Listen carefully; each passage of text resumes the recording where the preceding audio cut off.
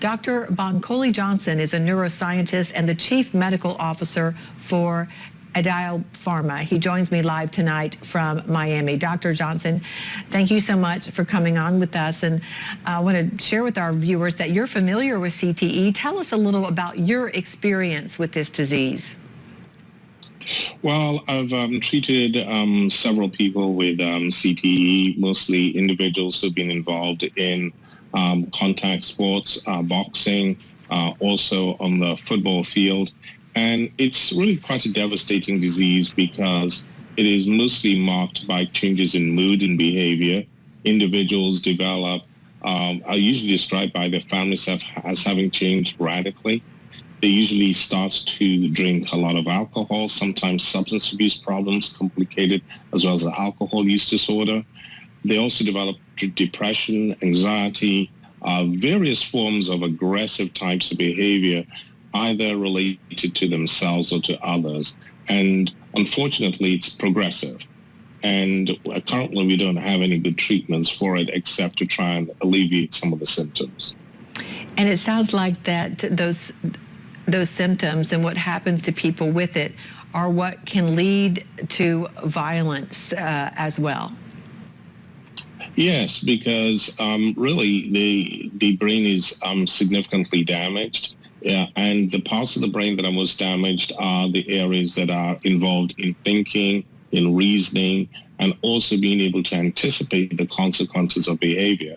And therefore, individuals who have CTE are unable to predict, if you like, the results of their actions, and they're more or less helpless. It really is like a type of dementia, and it used to be called dementia pugilistica because it was most often studied in boxers who are called pugilists. So you talk about the symptoms. Are there other signs that someone could be suffering from this disease? And what can families do if they think a loved one may be exhibiting signs? Well, the data are quite alarming. And the data suggests that, practically if you play in the NFL, there's almost a 99% or more chance that you will have some form of CTE.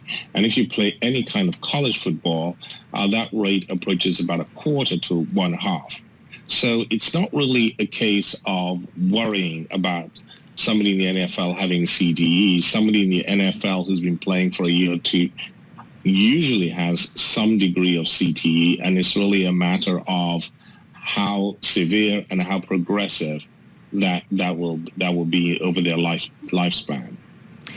And where are we? We mentioned that it can only be diagnosed after death. So where is the research on being able to diagnose this before death? Well, the research is now going to trying to look at seeing whether we can measure the energy in specific cells, and also using a type of imaging called positron emission tomography.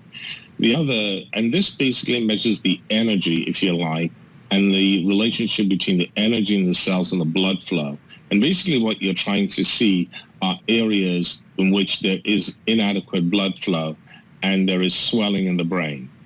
And those types of images are the types of images we're looking for. There are also other types of image technologies that are being tried.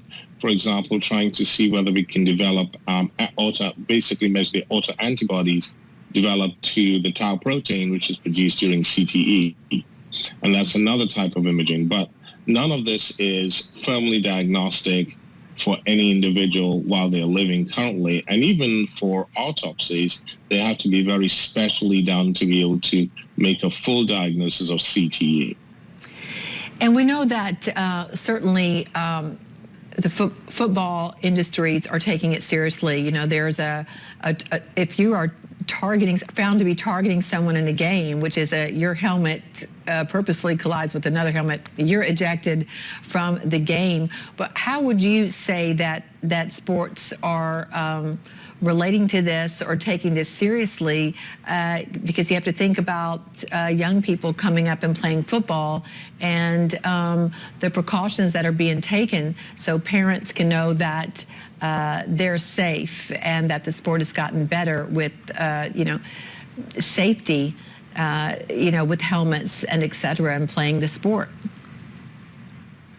I think this is really an open question. I can't really say that playing football has become safer over the last 5 to 10 years, despite all the precautions that have been taken, because during the sport there is basically a movement of the brain or a rapid acceleration and a stop in the brain, usually when the player either hits somebody else or hits the ground or a ball.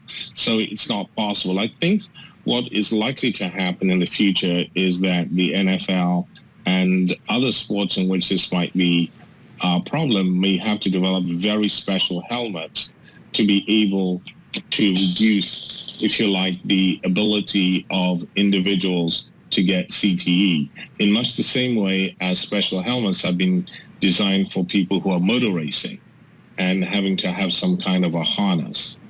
So there is a lot of modern technology that needs to be deployed into the construction of helmets to be able to make this a viable proposition to increasing safety.